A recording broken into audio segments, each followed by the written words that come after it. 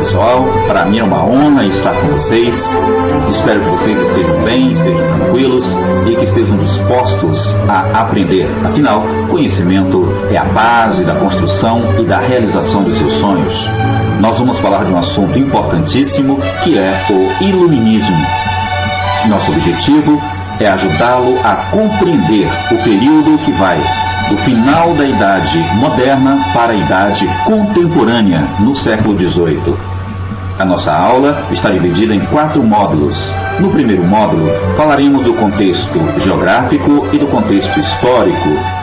No segundo módulo, daremos para você a definição de iluminismo, falaremos dos princípios básicos do iluminismo e mostraremos os pensadores e os pensamentos que fundamentaram o iluminismo.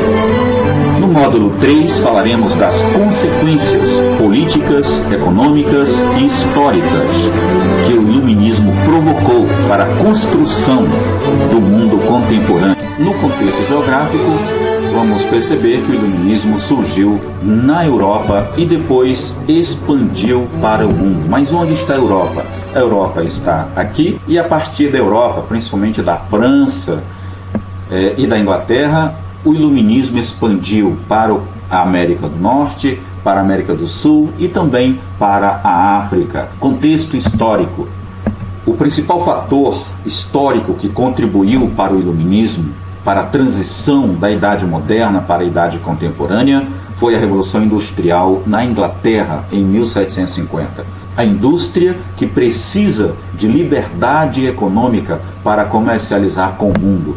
E a economia estava presa no pacto colonial, onde cada colônia só poderia comercializar com exclusividade com a sua metrópole. Com a Revolução Industrial, vai provocar a crise do absolutismo e o surgimento das repúblicas democráticas da atualidade. Vai provocar a crise do sistema colonial, vai quebrar o pacto colonial e construir a livre economia global. Vai também a crise ideológica de um poder fundamentado na burguesia comercial e no clero, no absolutismo, para as democracias modernas, quando a burguesia industrial assume o poder. Definição do iluminismo. Iluminar é quando chega a luz. Então é a luz da razão e do conhecimento, quebrando uma realidade da escuridão, do misticismo, da fé e da falta de conhecimento. Mas o que é o iluminismo?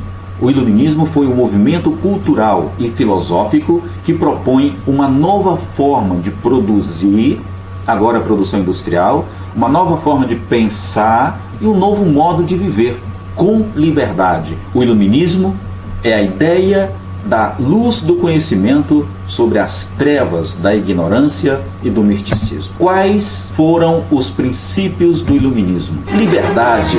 Quem não quer liberdade? Igualdade, fraternidade e direito à propriedade. O direito de possuir, o direito de ter bens. O que o iluminismo defendia? O iluminismo defendia a igualdade jurídica.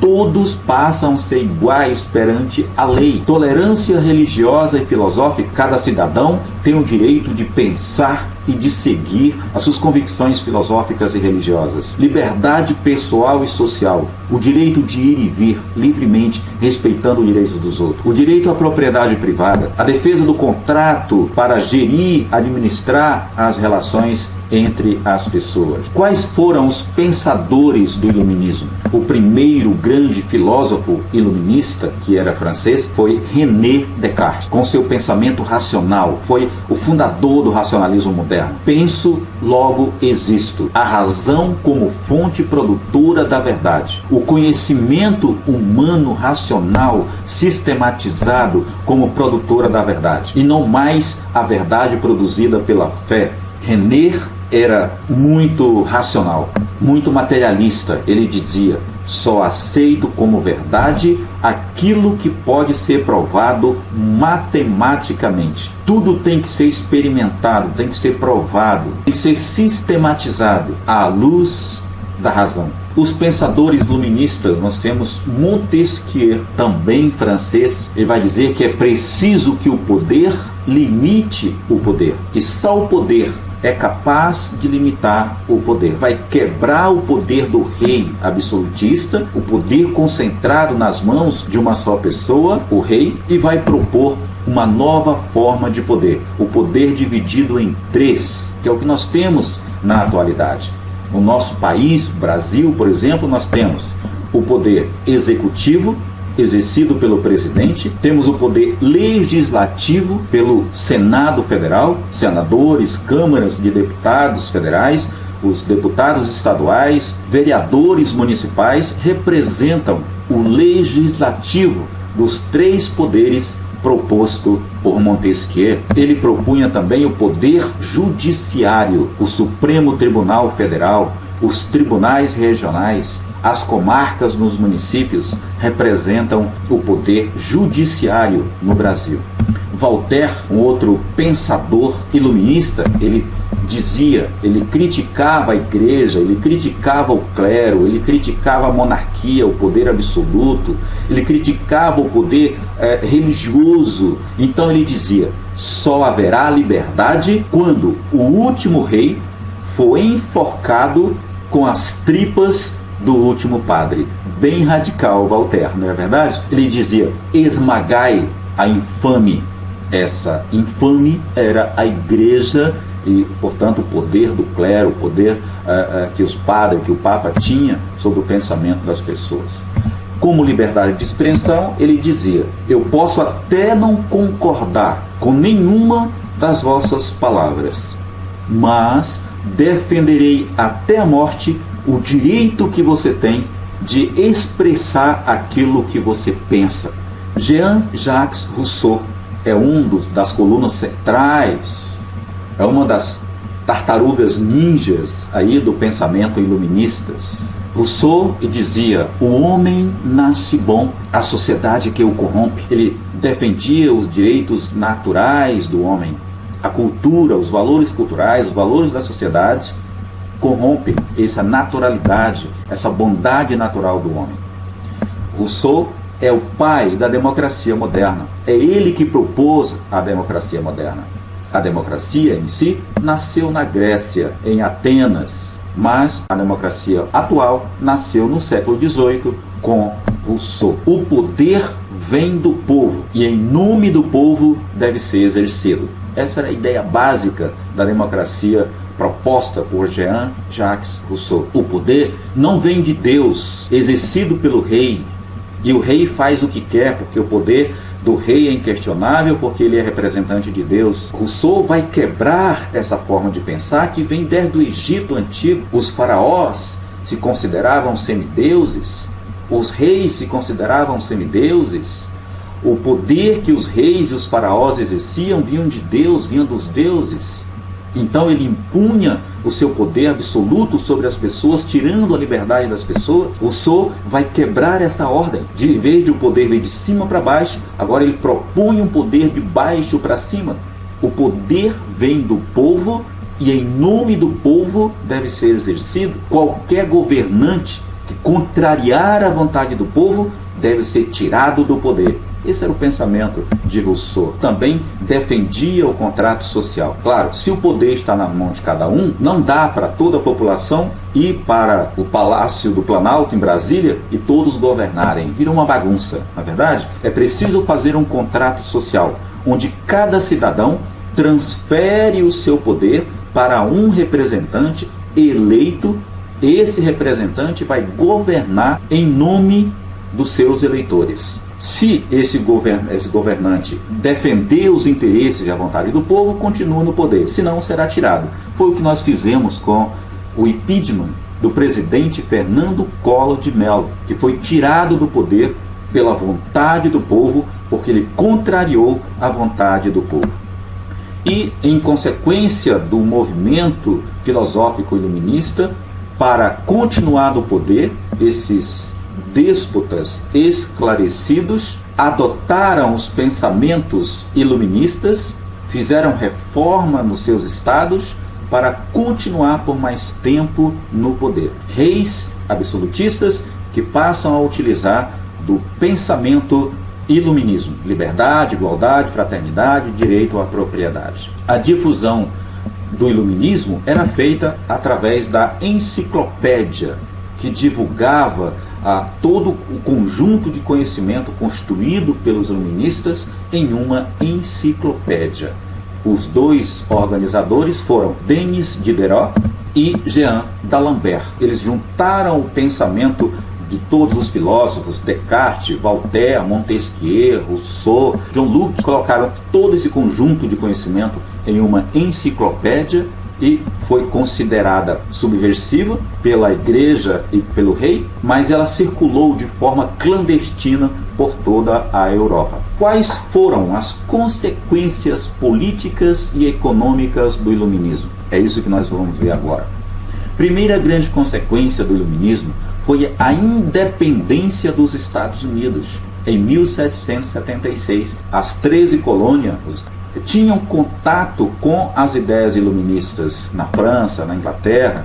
Essas ideias chegaram até a América e então eles fizeram a sua revolução política, se tornando um país. Outra consequência foi a Revolução Francesa. Em 1789, a França faz a sua revolução, derruba a monarquia, derruba o clero e a burguesia industrial assume o poder na França, representado principalmente por Napoleão Bonaparte, que vai assumir o poder até 1815, derrubando aí todas as monarquias europeias. E com isso, Dom João VI, veio para o Brasil quando Napoleão invadiu Portugal. E o iluminismo também vai influenciar a independência das colônias latinas, das colônias espanholas e, no caso, o Brasil, colônia portuguesa. Essas foram as consequências principais, fundamentais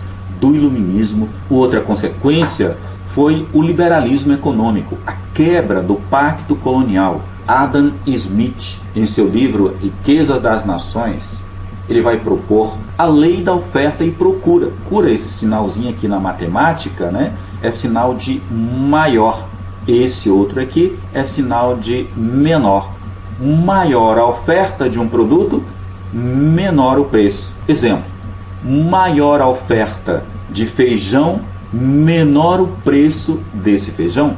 Quanto mais feijão tiver no mercado, compraremos feijão mais barato. Segundo Adam Smith, quanto menor a oferta de um produto, maior será o preço desse produto. Quando não há produção suficiente, quando há escassez de um produto, aumenta o preço desse produto. Menor a oferta de tomate, maior será o preço desse tomate. Há uma lei, há uma mão invisível que rege a economia, que regula a economia, não havendo a necessidade da presença absoluta, do controle do rei sobre a economia, porque a economia se autorregula pela lei da oferta e procura, como se fosse uma mão invisível. Outra consequência desse liberalismo econômico foi a construção do neoliberalismo, a construção da globalização da economia, foi a construção da globalização do conhecimento e também a globalização dos problemas sociais no mundo. A gente pode dizer que se o presidente dos Estados Unidos fica gripado e espirra, dá um espirro lá nos Estados Unidos, o respingo do seu espirro vai cair sobre o Brasil e principalmente sobre o seu prato. Com isso eu quero dizer que qualquer problema nos países desenvolvidos acabam afetando a sua vida pessoal, aonde você estiver no mundo. Isso é globalização. As ideias iluministas no Brasil, consequência aí do iluminismo no Brasil. Tiradentes, com a Inconfidência Mineira, em 1789, esteve na Europa estudando e foi contaminado com as ideias iluministas e, ao chegar no Brasil, criou um movimento de independência do Brasil. Na Bahia também, esses foram exemplos no Brasil. Portanto, chegamos aí ao final da nossa aula. Esperamos que você tenha compreendido a transição da Idade Moderna para a Idade Contemporânea, tenha compreendido que o iluminismo foi um movimento cultural, filosófico, que trouxe novas ideias, quebrando o pacto colonial, derrubando o absolutismo e criando aí as repúblicas democráticas, criando aí o liberalismo econômico como nós temos hoje. Produza um texto com introdução, desenvolvimento e conclusão, poste no fórum de atividades, depois vá ao fórum de discussão e coloque lá as suas ideias, coloque lá o seu pensamento, converse com seu colega, concorde com ele, explique por quê, discorde do que ele falou e explique por que você discorda. Este assunto, o iluminismo, que é muito importante para a sua construção da sua consciência crítica e da sua consciência cidadã. Valeu? Muito obrigado, um abraço a todos.